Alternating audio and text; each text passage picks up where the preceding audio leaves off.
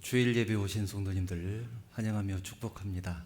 하나님의 은혜가 충만하게 임하시기를 축복합니다.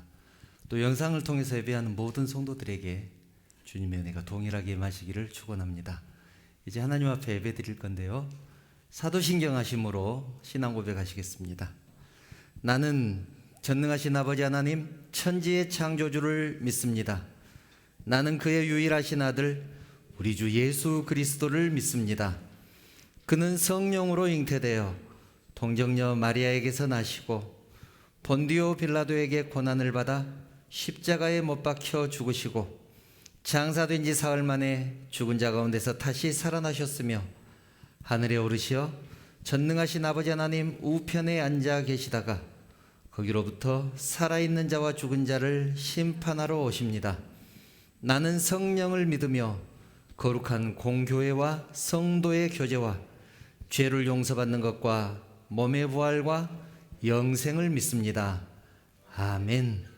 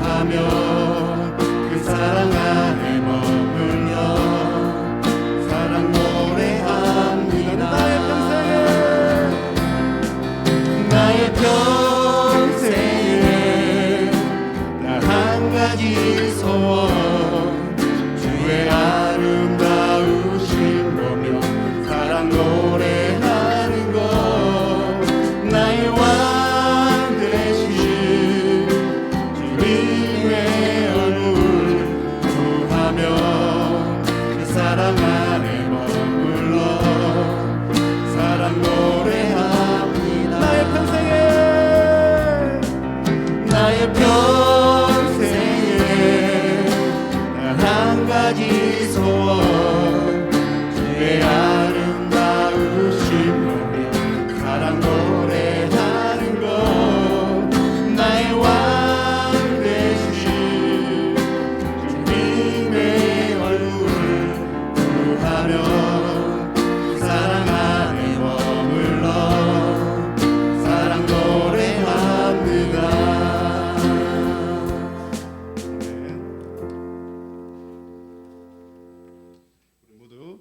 박수치면서 신차게 하나님께 찬양 올리십니다. 나의 등 위에서 나를 도우시는 주, 나의 인생 길에서 지치고 고라여 내일처럼 주저앉고 싶을 때 나를 밀어주시네. 일어나 걸어라, 내가 새 힘을 주리니. 일어나 너 걸어라, 내 너를 도우니. 나의 등 뒤에서 나를 도우시는 주, 평안의 길을 갈 때 보이지 않아도 지치고 원하여 넘어질 때면 다가와 손 내미시네. 일어나 걸어라, 내가 새 힘을 주리니. 일어나 너 걸어라, 내 너를 도운. 나의 등 뒤에서 나를 도우시는 주, 때때로 뒤돌아보면 여전히 계신 듯 간절한 미소로 바라보시며 나를 재촉하시네. 일어나 걸어라, 내가 새 힘을 주리니. 일어나 너 걸어라, 내 너를 도. 일어나 걸어라, 내가 새 힘을 주리니. 일어나 너 걸어라, 내 너를 도우리. 일어나 걸어라, 내가 새 힘을 주리니. 일어나 너 걸어라, 내 너를 도우리. 한 걸음 한 걸음 주 예수와 함께 날마다 날마다 우리는 걷겠네. 주와 같이 길 가는 것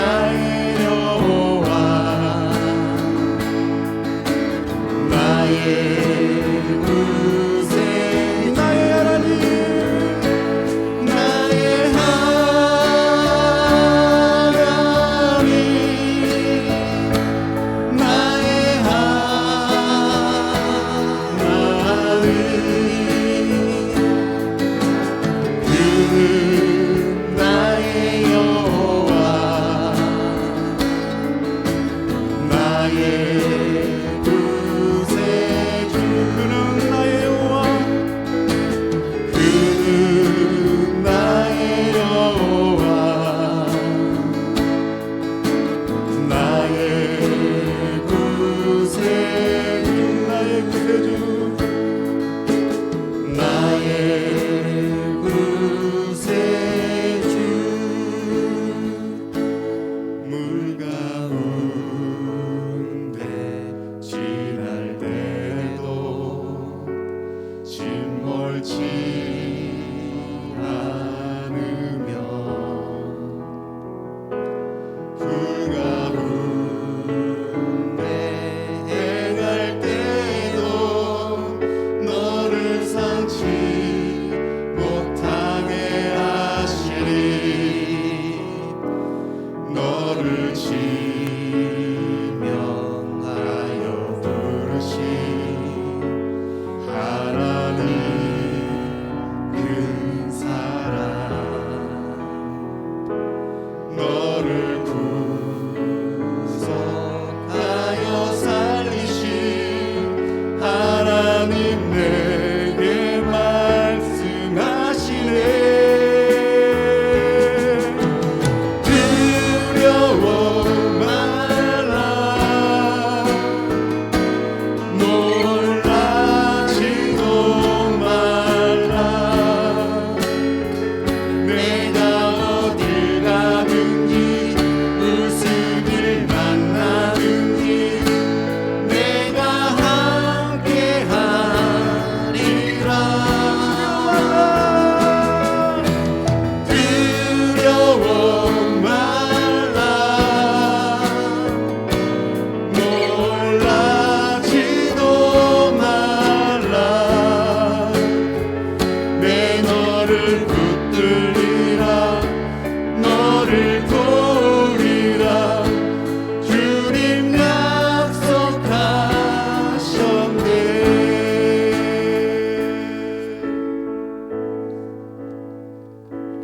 불 가운데 지날 때도 침몰치 않으며 불 가운데 행할 때도 너를 상치 못하게 하시 너를 찬양하여 부르신 너를 지명하여 부르신 하나님 그 사랑 너를 구속하여 살리신 하나님 내게 말씀하시네 두려워 말라 두려워 말라 놀라지도 말라 내가 어딜 가든지 무슨 일 만나든 내가 함께하리라 두려워 말라 놀라지도 말라 내 너를 붙들리라 너를 도우리라 주님 약속하셨네 두려워 말라 아멘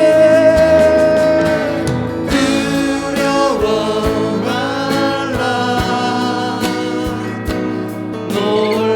놀라지도 말라 내가 어딜 가든지 무슨 일 만나든 내가 함께하리라 두려워 말라 두려워 말라 놀라지도 말라 놀라지도 말라 내 너를 붙들리라 너를 도우리라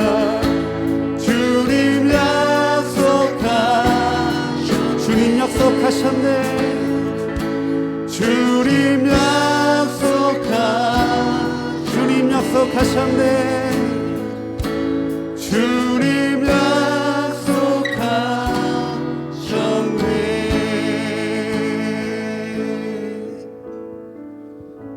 하나님께서 말씀하십니다. 두려워 말라, 놀라지도 말라.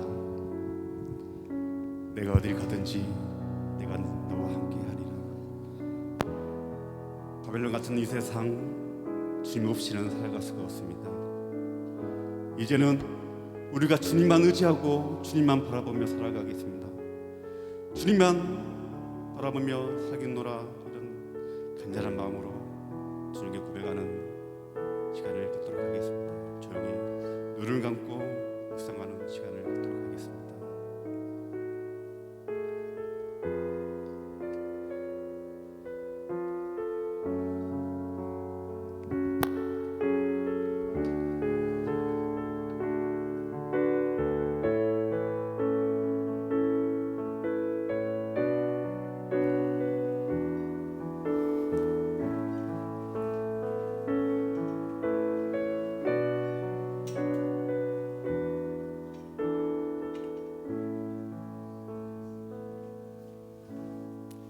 거룩하신 하나님, 하나님의 은혜를 진심으로 감사를 드립니다. 지난 일주일 동안도 우리 하나님께서 지켜주시고 인도하여 주시고 동행하여 주신 은혜 진심으로 감사를 드립니다. 너는 두려워하지 말라. 내가 너를 구속하였고 내가 너를 지명하여 불렀나니 너는 내 것이라. 네가 물 가운데로 지날 때에도 내가 너와 함께 할 것이라. 강을 건널 때 물이 너를 침몰하지 못할 것이고 네가 불 가운데로 지날 때에도 타지도 아니할 것이요 불꽃이 너를 사르지도 못하리라. 저희들과 약속하셨습니다. 나를 사랑하여 주시고 나와 함께 하시고 나를 지켜주신 하나님 진심으로 감사합니다. 지난 시간들을 돌아보면 모든 것이 하나님의 은혜였습니다. 한순간도 하나님의 은혜 아니면 살 수 없었음을 고백합니다. 거룩하신 하나님, 저희들 아무 공로 없지만 주님의 자녀로 불러주시고 하나님을 예배하며 경배하는 자리에 있게 하셨습니다. 진심으로 감사드리며 저희들의 이 예배를 통하여 우리 하나님만 영광 받아 주시옵소서. 하나님, 이 세상은 날이 갈수록 악해져 갑니다. 이런 때일수록 믿는 저희들이 깨어서 기도하게 하시고 세상에 소망을 두지 말게 하시며 세상 바라보지 말게 하시고 주님만 바라보게 하여 주시옵소서. 세상의 유혹과 시험이 우리들 앞에 닥쳐온다고 할지라도 믿음 잃지 않게 하시고 주의 말씀 의지하여 승리할 수 있도록 우리의 심령을 인도하여 주시옵소서. 이 시간 성령 하나님께서 우리 예배를 주장하여 주시옵소서.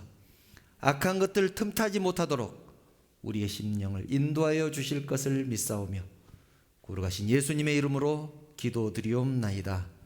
아멘.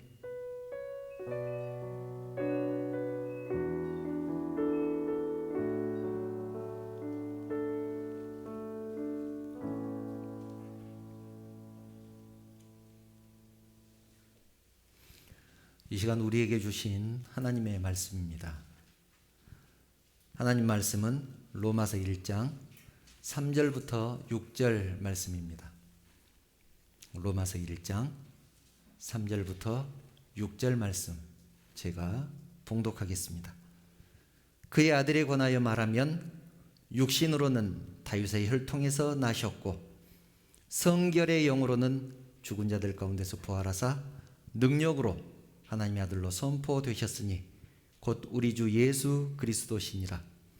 그로 말미암아 우리가 은혜와 사도의 직분을 받아 그의 이름을 위하여 모든 이방인 중에 믿어 순종하게 하나니 너희도 그들 중에서 예수 그리스도의 것으로 부르심을 받은 자니라. 아멘. 아까 인사했지만 다시 한번 인사 나누겠습니다. 여러분 사랑합니다. 옆에 분들과도 사랑합니다. 축복합니다. 잘 오셨습니다. 인사 나누겠습니다. 고등학교 때로 기억을 합니다. 그 당시에는 토요일이면 학생들도 전부 교회에 나가서 성경 공부를 했습니다. 로고스 모임 또는 로고스 타임이라고 해서 교리 공부를 했었습니다. 공부를 한참 하는데 궁금한 것이 생겼습니다. 그래서 우리를 지도하던 전도사님께, 교육 전도사님이죠, 전도사님께 물었습니다. 질문의 내용은 이런 것이었습니다. 예수님이 십자가에 죽으셨는데 그 십자가의 능력, 그 보혈의 능력이 우리에게까지 영향력이 있습니까? 그렇게 물었습니다. 그 십자가의 능력과 보혈의 영향력이 우리에게도 미칩니까? 그 근거가 어디에 있습니까? 수준 있는 질문이죠. 네. 2000년 전에 유대 땅에서 그 일어나는 일이 우리에게 영향을 미치겠냐라는 질문입니다. 그런데 그 질문 속에는 이런 것들이 들어있지요. 아담이 선악과를 따먹고 범죄했는데 그 죄 때문에 우리가 꼭 벌을 받아야 합니까? 아담의 죄 때문에 왜 우리가 벌을 받아야 되지요? 그런 반항 섞인 질문이 그 속에 들어 있었습니다. 아담이 지은 죄 때문에 내가 벌 받는 것이 억울하다는 것이죠. 이제 막 신학을 하셨던 교육 전도사님이라서 그랬는지 정확하게 대답을 못 하셨습니다. 그때는 그렇게 넘어갔습니다. 대학에 가서 이제 선배들과 성경 공부를 하는데 로마서 5장에 있는 말씀이 제 가슴에 꽂혔습니다. 로마서 5장 12절을 보면 이런 말씀이 있습니다. 그러므로 한 사람으로 말미암아 죄가 세상에 들어오고, 한 사람으로 말미암아 죄가 세상에 들어오고 죄로 말미암아 사망이 들어왔나니 이와 같이 모든 사람이 죄를 지었으므로 사망이 모든 사람에게 이르렀느니라. 한 사람 때문에, 그 한 사람이 누구일까요? 아담이죠. 아담 한 사람으로 말미암아 이 세상에 죄가 들어오고 그 죄 때문에 사망이 들어왔다. 그래서 모든 사람이 죄인이 되어서 모든 사람에게 사망이 임하게 되었다. 성경은 그렇게 말씀하고 있습니다. 그것뿐이겠습니까? 17절을 보면 이렇게 말씀합니다. 한 사람의 범죄로 말미암아 사망이 그 한 사람을 통하여 왕노릇하였은즉 더욱 은혜와 의의 선물을 넘치게 받은 자들은, 즉 우리들은 한 분 예수 그리스도를 통하여 생명 안에서 왕노릇하리라. 18절, 한 범죄로 많은 사람이 정죄에 이른 것 같이 한 의로운 행위로 말미암아 많은 사람이 의롭다 하심을 받아 생명에 이르렀느니라. 한 사람의 범죄 때문에 우리가 정죄, 너는 죄인이다, 그렇게 정죄를 당한 것처럼 한 사람의 의로운 행위로 말미암아 많은 사람이 의롭다 하심을 받아 생명에 이르렀느니라.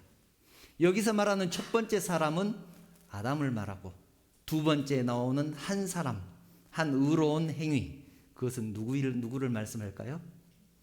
예수님의 십자가, 예수님의 십자가를 말을 하죠. 19절은 같이 한번 읽어볼까요? 19절 같이 읽습니다. 시작. 한 사람이 순종하지 아니함으로 많은 사람이 죄인 된 것 같이 한 사람이 순종하심으로 많은 사람이 의인이 되리라. 아멘. 한 사람이 순종하지 않았습니다. 선악과를 따먹지 말라. 그런데 불순종해서 선악과를 따먹었으므로 많은 사람이 죄인이 됐습니다. 그 모든 후손들이 죄인이 됐습니다. 우리들도 죄인이 되어버린 것이죠. 그런데 한 사람이 순종하셨습니다. 예수님이 하나님 뜻에 순종하셔서 십자가를 지고 골고다에서 죽으셨습니다. 그 순종으로 인하여서 많은 사람이, 우리들이 의인이 되었다, 그런 말씀입니다. 성경은 한 사람 때문에 온 인류가 죽게 됐고 한 사람 덕분에 온 인류가 살게 됐다고 분명하게 선언하고 있습니다.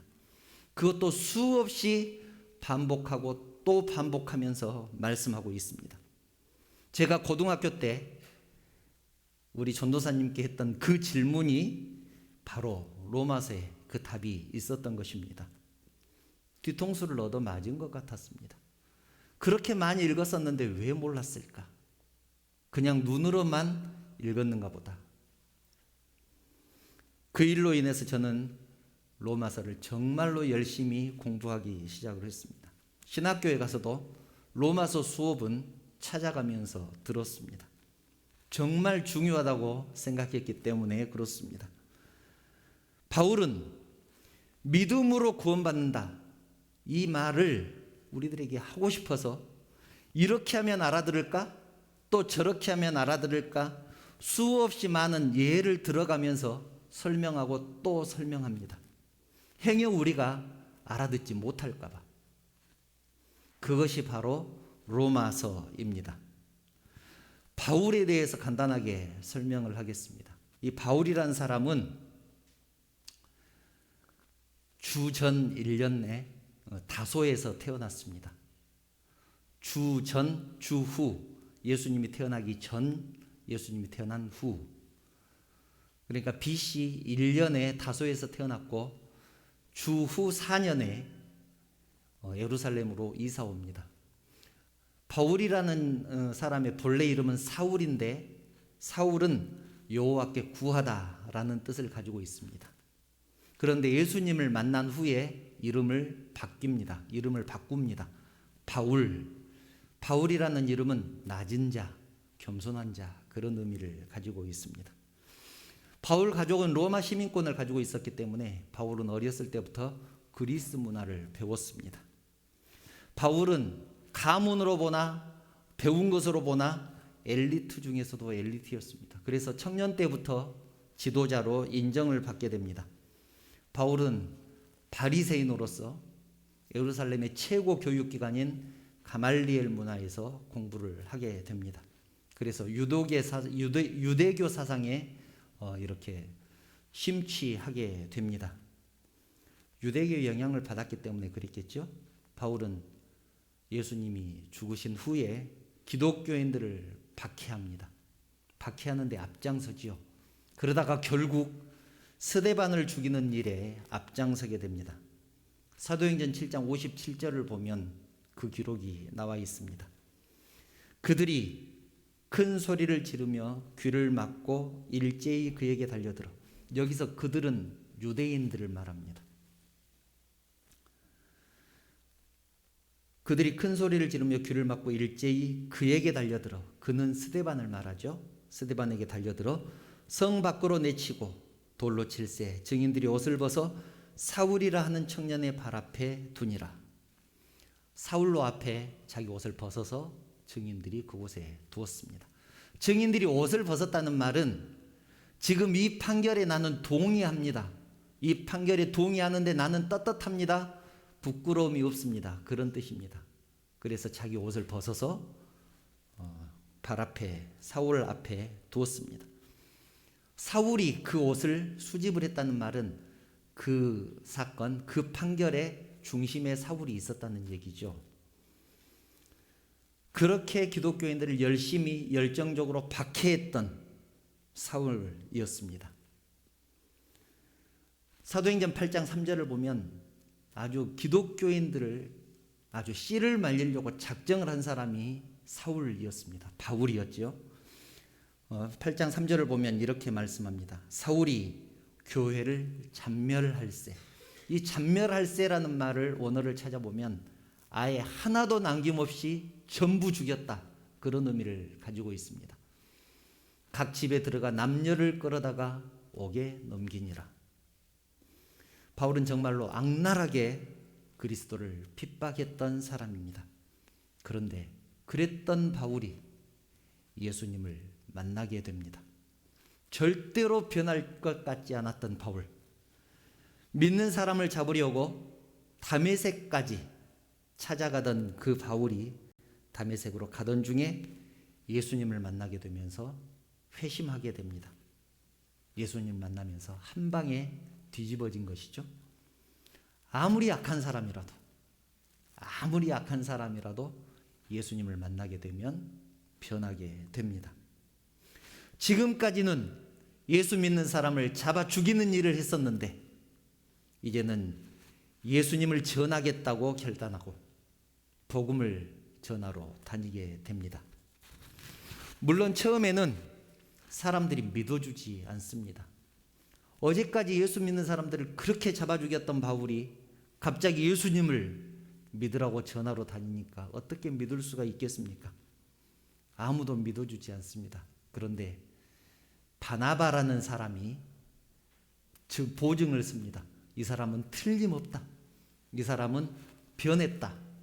그렇게 보증을 서서 복음을 전할 수 있게 됩니다. 나중에는 안디옥 교회에서 선교사로 안수를 받고 이방 민족의 사역을 시작하게 됩니다. 바울은 3번의 전도 여행을 통해서 소아시아 지역, 지난 시간에 말씀드렸죠. 소아시아 지역은 지금으로 말하면 터키 지역, 지중해 동북 쪽 방향, 그쪽 지역들을 말한다고 말씀을 드렸습니다. 그 소아시아 지역을 전부 거의 다 대부분 복음화시켰고 로마에까지 가서 복음을 전했고 또 사도행전 맨 끝부분을 보면 스페인까지 갈 계획을 가지고 있다. 그렇게 계획했던 사람이 바울이었습니다. 바울은 철저하게 예수를 핍박했던 사람이지만 나중에는 복음을 가장 정확하게 이해했던 사람이고 가장 열심히 가장 많이 복음을 전한 사람이 바울이었습니다. 바울은 성경을 가장 많이 기록하죠. 히브리서를 포함해서 14권의 성경을 씁니다. 히브리서를 포함한다라는 말을 앞에 붙인 이유는 히브리서를 바울이 기록했다는 사람도 있고 다른 사도가 기록했다는 사람도 있고 그래서 의견이 나뉘기 때문에 13권은 확실한데 히브리서까지 포함을 하면 14권이다 그런 뜻입니다. 그렇게 열심히 주의 사역을 감당하다가 66년에 로마에서 순교당합니다. 그렇게 악랄하게 주님을 믿는 사람, 그리스도인들을 핍박했던 사람이 어떻게 그렇게 사랑의 사람이 될 수 있었을까요? 바울은 정말로 예수님의 것으로 부르심을 받은 사람이었습니다. 예수님의 것으로 부르심을 받은 사람. 오늘 말씀의 제목이 예수님의 것으로입니다. 본문 6절에 있는 말씀 한 구절을 따온 것이죠. 예수님의 것으로 부르심을 받았기 때문에 바울 서신을 읽어보면 바울이 쓴 성경을 읽어보면 예수님의 마음이 절절히 느껴집니다. 어떻게 예수님의 마음을 이렇게도 잘 표현을 했을까? 그런 생각을 하게 됩니다. 그렇다면 바울은 왜 로마서를 기록하게 됐을까요? 바울은 왜 로마서를 기록했을까? 2가지 이유가 있습니다. 첫 번째는 로마 교회 때문에 그렇습니다. 로마 교회는 누가 개척을 한 교회가 아니고 믿는 사람들끼리 모여서 자생적으로 생겨난 교회입니다. 그랬기 때문에 누구에게 한 번도 성경 공부를 배워본 적이 없습니다. 교리에 대해서 배워본 적이 없습니다. 그러다 보니까 교회 안에서 신앙의 스타일이 각각 다른 사람들이 모여 있다 보니까 갈등을 겪게 됩니다. 예를 들면 이렇습니다. 유대인 출신들 그리스도인, 그러니까 이스라엘에서 건너온 그리스도인들은 율법적인 신앙을 그대로 가지고 있었습니다. 예수를 믿었지만 율법적이었습니다. 율법을 지켜야 구원을 받는다는 생각을 버리지 못합니다. 그런데 반대로 헬라인들, 로마 사람들이나 그리스 사람들이나 그쪽에 살았던 사람들은, 이방인들은 예수를 믿으면 구원을 얻는다고 생각을 하지만 그때까지의 이방신을 섬겼던 모습, 그 향락적인 모습들을 버리지 못합니다. 그러니까 서로가 서로를 봤을 때 얼마나 한심하겠습니까? 유대인들이 이방인들을 보면 율법을 지키지 않는 그 모습에 너무나 한심하게 느껴졌을 것입니다. 그런데 이방인들이 유대인들을 보면 율법에 묶여 있는 저 사람들의 모습이 너무나 답답하게 느껴졌을 것입니다. 그러다 보니까 교회 안에서 서로 갈등이 있었습니다. 하루도 편할 날이 없었습니다. 서로가 서로의 반대된 모습들을 보면서 비판을 하니까 교회가 조용할 일이 있겠습니까? 그런데 그 모습은 요즘 우리 교회에도, 우리 교회가 아니라 우리 나라 교회에도 그래도 요즘 교회도 있는 모습들이죠. 뭔가를 해야 될 것 같은 강박관념은 가지고 있는데 세상에서 살던 모습은 버리지 못하고 있습니다. 반대로 살던 모습을 버리지 못하니까 교회 안에서 더 율법적인 그런 신앙생활을 하는 것 아니겠습니까? 이만큼 기도해야 돼. 이만큼은 성경 읽어야 돼. 이만큼 나와서 봉사를 해야 돼. 그렇게 뭐를 해야 돼 라는 생각이 율법적이다라는 것이죠. 순서가 어찌됐건 둘 다 옳은 신앙은 아닙니다. 두 번째 이유는 바울의 경험 때문에 그렇습니다. 지금 로마서 얘기를 하고 있는데 바울이 고린도 교회를 개척을 해놓고 에베소에서 머물 때 고린도 교회에 대한 소식을 듣습니다. 고린도 교회에서 한 3년 정도를 사역을 하다가 에베소서로 옮겨갔는데 바울이 떠나자마자 이단들이 들어와서 잘못된 가르침을 가르쳐서 교회를 시끄럽게 했습니다. 그 소식을 듣고 바울이 너무 마음 아파합니다. 그래서 그렇게 하면 안 된다라는 편지를 고린도 교회에 보냈는데 그것이 우리가 잘 아는 대로 고린도전서죠. 복음의 진리를 잘 가르쳤더라면, 성경을 정확하게 가르쳤더라면 이단에 넘어가지 않았을 텐데 바울은 그렇게 후회했을 것입니다. 그래서 바울은 로마 교회라도 정확하게 진리를 가르쳐야 되겠다, 교리를 가르쳐야 되겠다고 생각하고 로마서를 기록하게 된 것입니다. 로마서의 주제는 우리가 잘 아는 대로 이신칭의입니다. 믿음으로 구원을 받는다, 믿음으로 의롭게 된다. 둘 다 같은 말이죠. 믿음으로 의롭게 된다. 로마서에는 이런 것들이 있습니다. 잘 들으시기 바랍니다. 죄가 무엇인가? 죄는 하나님의 그 의에 미치지 못하는 것이다. 이것을 죄라고 정의를 했습니다. 심판은 죄에 대한 하나님의 반응이다. 죄에 대한 하나님의 반응이다. 용서할 수도 있고 벌을 주실 수도 있다. 그 반응이 심판이다. 칭의는 하나님의 선물인데 믿음에 의한 은혜에 의한 믿음, 믿음에 의한 은혜, 그것으로 말미암은 하나님의 선물이다. 그것이 칭의다. 그렇게 말을 했습니다. 성화는 무엇이냐? 하나님의 의가 우리들에게 미치는 영향, 결과, 이것을 성화라고 했습니다. 그런데 제가 이렇게 얘기를 하니까 어떻습니까, 여러분? 참 어렵죠. 어렵습니다. 성경을 이렇게 풀어가면 얼마나 어렵겠습니까? 무슨 논문 쓰는 것도 아닌데 이렇게 어려우면 보통 사람이 어떻게 공부를 하겠습니까? 신앙생활을 어떻게 하겠습니까? 그래서 질문을 좀 쉽게 바꿔봤습니다. 속으로 한번 생각해 보시기 바랍니다. 제가 드린 말씀이 옳은지 맞는지 틀리는지. 우리는 회개하면 구원을 얻을 수 있다. 맞습니까? 죄를 용서받는 것과 구원 얻었다는 말은 같은 말이다. 그렇습니까? 또 죄를 지으면 지옥에 간다. 착한 일을 하면 천국에 간다. 맞습니까? 나는 예수를 믿을 수도 있고 믿지 않을 수도 있었는데 믿는 쪽을 선택했다. 어떻습니까? 알 듯 모를 듯 하죠. 그런데 이 질문들은 제가 4가지 질문을 드렸는데 사실은 같은 내용들입니다. 구원에 대한 개념이 서 있다면 아주 쉽게 대답할 수 있는 내용들이죠. 그래서 저는 여러분들과 구원의 개념에 대해서 앞으로 몇 시간에 걸쳐서 세워가려고 하는 것입니다. 오늘은 이것 하나만 이해하면 좋겠습니다.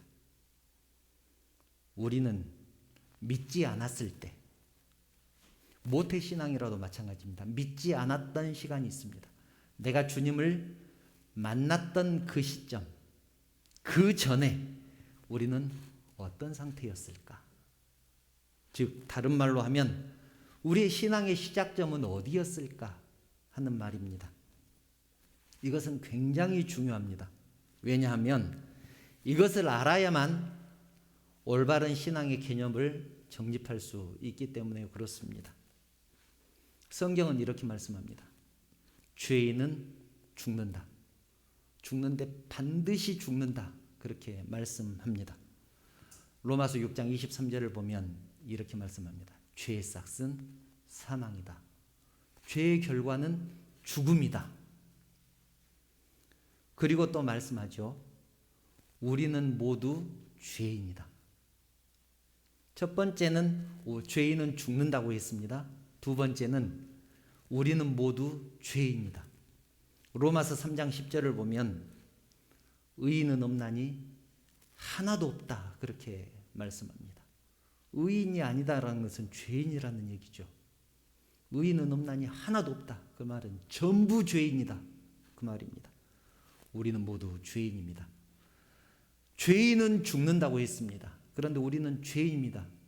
그러면 우리는 어떻게 됩니까? 우리는 반드시 죽는다. 반드시 죽습니다. 여기서 말하는 죽는다 또는 죽었다는 말은 영혼의 죽음을 말합니다. 육신의 죽음을 말하는 게 아니라 영혼의 죽음을 말합니다. 에베소서 2장 1절을 보면 이렇게 말씀합니다. 그는 예수님을 말합니다. 허물과 죄로 죽었던 너희를 살리셨도다. 예수님은 허물과 죄로 죽었던 우리를 살리셨다. 그렇게 말씀합니다. 그런 우리를 살리셨다. 허물과 죄 죽었던 우리. 본문은 그것을 이렇게 말씀하죠. 본문 6절을 보면 이렇게 말씀합니다. 너희도 그들 중에서 예수 그리스도의 것으로 부르심을 받은 자니라. 너희도 우리도 그들 중에서, 그들은 뭐냐면 죽은 사람들 가운데서라는 뜻입니다. 우리도 죽은 사람들 가운데서 예수 그리스도의 것으로 부르심을 받은 사람들이다. 그런 의미입니다. 이 말씀에서 알 수 있는 것이 두 가지가 있습니다. 굉장히 중요한 말씀이니까 잘 들으시기 바랍니다. 첫 번째, 우리의 출발점은 죽어있는 상태였다는 것입니다. 우리는 죽은 상태에서 시작을 했습니다. 허물과 죄로 죽었던, 이미 죽은 우리, 죽을 수밖에 없는 죄인 우리가 그렇게 기도하는데 그것은 틀린 기도입니다. 죄로 죽었던 우리, 죽을 수밖에 없다는 말은 아직 살아있다는 얘기죠. 희망이 있다는 얘기입니다. 그런데 죽었다는 말은 말 그대로 다 끝났단 말입니다. 우리 스스로는 아무것도 할 수 없다. 그런데 우리는 어떻게 생각했느냐? 아까 질문에도 있었죠.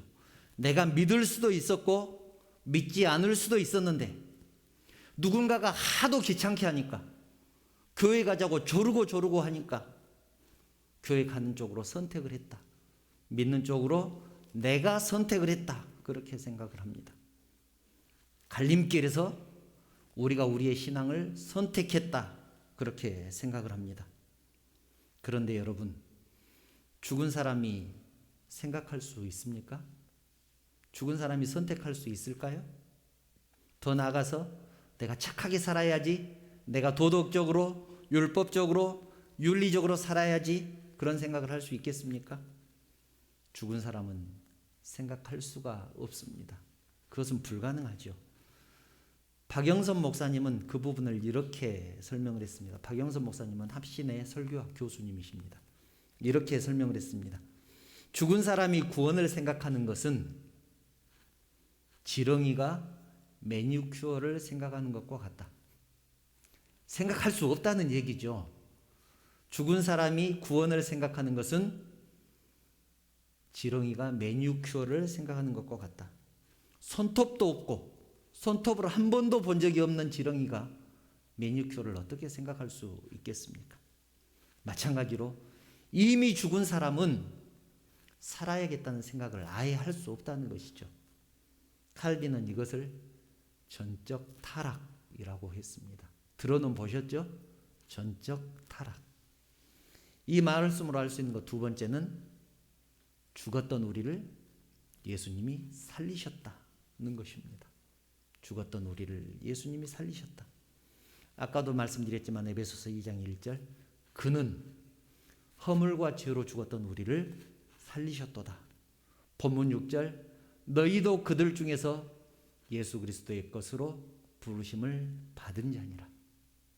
그러면 예수 그리스도의 것으로 부르심을 받았다고 했는데 예수 그리스도의 것이 되기 전에는 누구의 것이란 얘기입니까? 사탄의 것, 공중권세 잡은 자의 것이었습니다.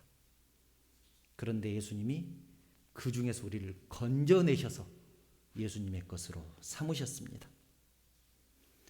내가 죽었다는 것과 죽었던 나를 예수님이 살리셨다는 것, 오늘은 그것만 알고 가시면 됩니다. 우리는 믿어서 살 것인가? 믿지 않아서 죽을 것인가? 갈림길에 서 있는 것이 아닙니다. 선택권이 나에게 있는 것이 아닙니다. 죽었던 나를 건져놓고 예수님이 죽었던 나를 살려놓고 예수님이 너를 건지셨다는 것을 믿으라고 우리에게 말씀하는 것이죠. 내가 너를 건졌다. 그것을 믿으라. 그렇게 말씀합니다. 억지도 이런 억지가 어디가 있습니까? 정말 억지죠. 기독교가 그렇습니다. 다 억지입니다. 그런데 여러분 그 억지가 은혜입니다. 그 억지가 은혜입니다. 성경의 원리를 알게 되면 십자가의 은혜를 깨닫게 되면 그 억지가 은혜가 될 것입니다. 칼빈은 이것을 무조건적인 선택이다 그렇게 말했습니다. 무조건적인 선택이다. 이 무조건적인 선택은 불가항력적인 은총에서 기인한 것이다. 점점 어려운 얘기를 제가 합니다. 구원에 대해서는 우리가 한 것이 아무것도 없다는 것이죠. 우리는 죽은 상황이었기 때문에 아무것도 할 수 없습니다. 그런데 예수님이 무조건적인 은혜로 무조건적인 은총으로 우리를 건져 주셨습니다. 나는 착하게 살았기 때문에 가능성이 있어? 나는 성경을 많이 읽었으니까 가능성이 있는 사람이야. 나는 기도를 많이 하니까 하나님이 나를 사랑하실 거야. 나는 신앙적인 사람이야. 그래서 나는 가능성이 있어. 그렇습니까? 그렇지 않습니다. 그렇지 않습니다. 예수님의 은혜로 지금 살아있으니까 그런 생각도 하는 것이죠. 신앙이 없는 사람들이 그런 생각을 합니까? 하나님과 나하고 아무 상관이 없는데 죽어있는 사람이 무슨 생각을 할 수 있겠습니까?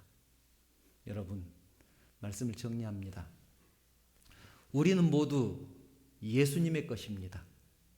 그 전에는 공중권세 잡은 자의 것이었지만 예수님의 핏값으로 우리를 사셨습니다. 그래서 우리는 지금 예수님의 것이 되었습니다. 우리가 잘나서도 아니고 똑똑해서도 아닙니다. 믿음이 좋기 때문은 더더욱 아닙니다. 아무 이유 없이 구원해 주셨습니다. 그리고 너는 내 것이다. 그렇게 말씀하셨습니다. 너는 내 것이다. 우리도 십자가의 은혜를 깨달으면 바울처럼 변할 것입니다. 바울처럼 그렇게 변화될 것입니다. 그 십자가의 은혜가 성도 여러분에게 또 저에게 충만하게 임하기를 축원합니다. 찬양 부르신 후에 결단 시간을 가질 건데 이 찬양 가사를 보면 너무 은혜가 됩니다. 내가 부유하든지 가난하든지 내가 현명하든지 미련하든지 잘났든지 못났든지 강하든지 약하든지 더 나아가서 의롭든지 악하든지 아무 상관없이 우리를 사랑해서 구원했다. 그렇게 고백을 하고 있습니다. 이 찬양의 가사가 우리의 고백이 되기를 간절히 바랍니다. 함께 찬양하시겠습니다.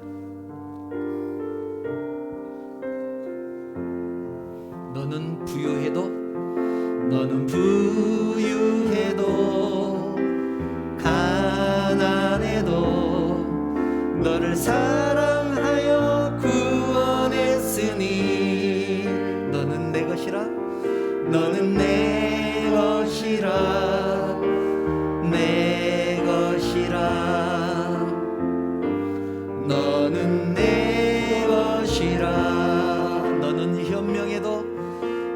현명해도 미련해도 너의 지혜 되어 사용하리니 너는 내 것이라 너는 내 것이라 내 것이라 너는 내 것이라 너는 내 것이라 너는 잘났으나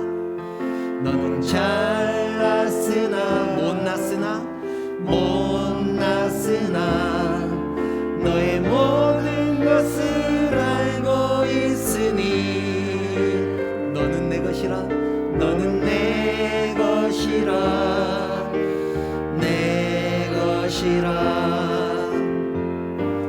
너는 내 것이라 너는 강하여도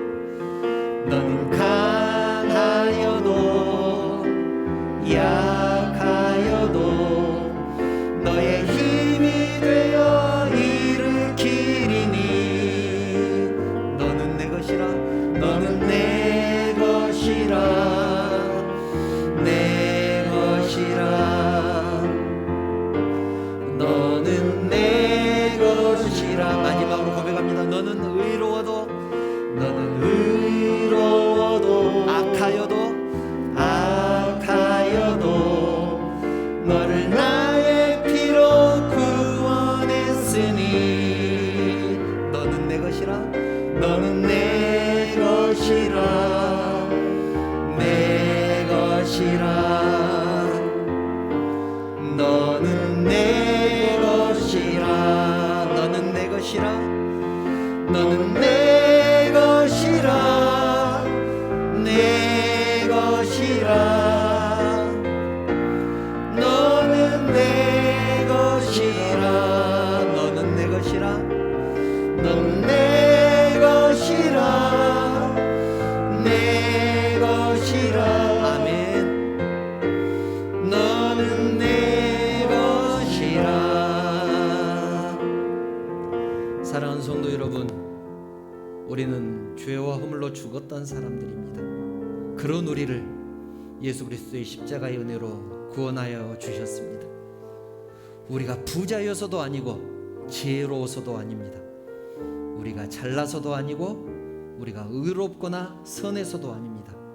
오직 우리 주님의 은혜입니다. 그 은혜를 우리가 어떻게 보답하며 살겠습니까? 이제는 감사하며 살겠습니다. 이제는 주의 복음을 위해서 살겠습니다. 주님이 이 땅에서 사셨던 것처럼 이웃을 사랑하고 섬기면서 살겠습니다. 우리는 주님의 것이기 때문에 그렇습니다. 이 시간 하나님의 사람으로 살겠다고 결단하시기 바랍니다. 주님께서 이 땅에 사셨던 것처럼 그렇게 사랑하며 섬기며 살겠다고 결단하시기 바랍니다. 조용히 묵상하시면서 결단의 시간을 갖겠습니다.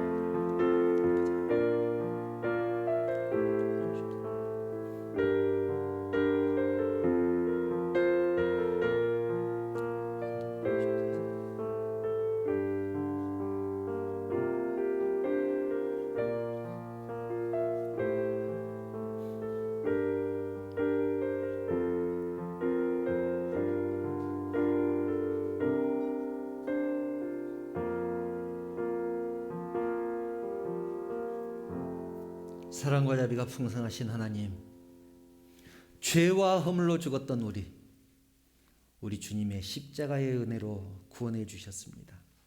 진심으로 감사를 드립니다. 내가 내 자신을 돌아보면 하나님 앞에 내세울 것이 아무것도 없습니다. 힘이 있는 것도 아니고 미련하고 약합니다. 죄인입니다. 그럼에도 불구하고 너는 내 것이다. 내가 너를 사랑한다. 하나님께서 그렇게 말씀하십니다. 하나님, 우리 주님의 그 은혜를 우리가 무엇으로 보답하며 살아야 될까요? 하나님, 주님께서 이 땅에 사셨던 것처럼 이웃을 사랑하고 하나님을 사랑하며 섬기면서 살 수 있도록 우리의 심령을 인도하여 주시옵소서. 하나님, 비록 나는 가진 것이 없지만 예수 그리스도의 능력으로 이 세상 살아가기를 원합니다. 예수 그리스도의 그 사랑으로 세상 사람들을 사랑하기를 원합니다. 섬기기를 원합니다. 힘과 능력을 더하여 주시옵소서. 하나님, 내가 가진 것 없지만 하나님 앞에 예물을 드립니다. 하나님께서 나에게 주신 그 모든 것들 주님께 감사하는 마음으로 11조를 드리고 감사헌금을 드리고 또 주정헌금을 드렸습니다. 또 가진 것 없어서 드리지 못한 심령도 있습니다. 하나님, 저희들에게 은혜로 채워주시고 또 하나님께서 예비하신 그 모든 축복을 우리에게 내려 주시옵소서. 그래서 세상 사람들이 볼 때 저 사람은 가진 것도 없고 배운 것도 없지만 무엇가 저렇게 좋아서 저렇게 항상 행복해하는지 궁금해할 수 있도록 예수 그리스도의 사람으로 살아가게 하여 주시옵소서. 이제 내일부터 또 세상을 향해서 나갈 것입니다. 세상 가운데서 환난과 풍파와 시험과 유혹이 우리 앞에 닥친다고 할지라도 예수 그리스도의 십자가 붙들고 이겨나갈 수 있도록 우리 주님께서 힘과 능력을 더하여 주시옵소서. 나의 삶을 통하여 오직 우리 주님만 영광 드리는, 높여드리는 그런 성도로서의 삶을 살아가는 우리 모두가 되게 하여 주시옵소서. 모든 말씀을 거룩하신 예수님의 이름으로 기도드리옵나이다. 아멘. 교회 소식 말씀드리겠습니다. 주보를 참고해 주시기 바랍니다. 주일배에 오신 성도님들 환영하며 축복합니다.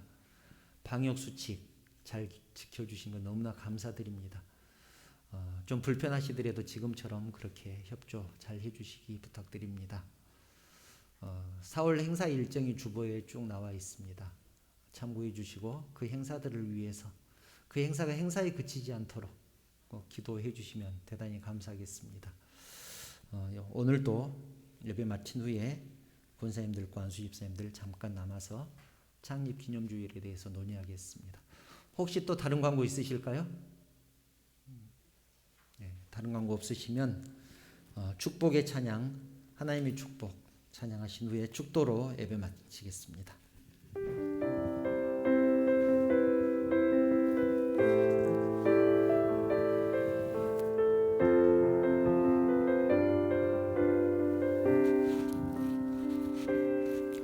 여호와는 너에게 복을 주시기를 원하며 너를 지키시기를 원하시며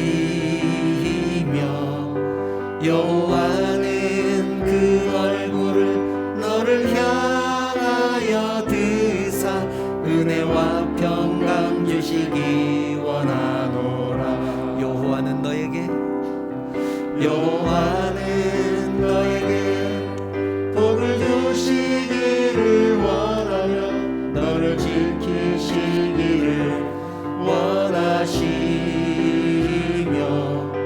여호와는 그 얼굴을 너를 향하여 드사 은혜와 평강 주시기 원하노라. 너를 보배롭고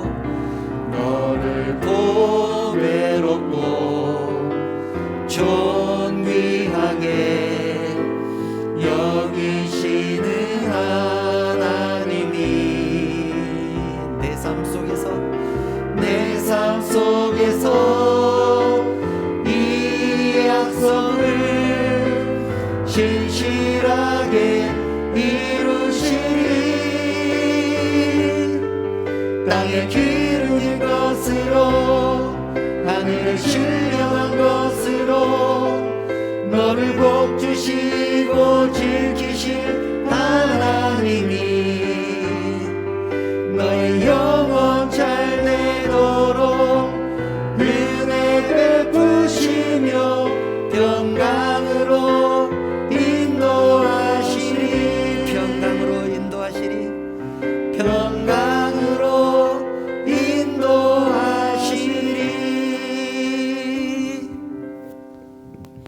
우리 주님 예수 그리스도의 은혜와 하나님의 사랑과 감동하시고 감화하시고 위로하시고 충만하신 성령의 교통하심이 십자가의 은혜를 깨닫고 날마다 주님 닮아가는 삶을 살기를 결단하는 사랑하는 성도들 머리 위에, 그 가정과 자녀들 위에, 하시는 사업과 직장 위에, 섬기는 언약교회 위에, 그리고 이 나라 이 민족 위에 이제부터 영원토록 함께 있을지어다. 아멘.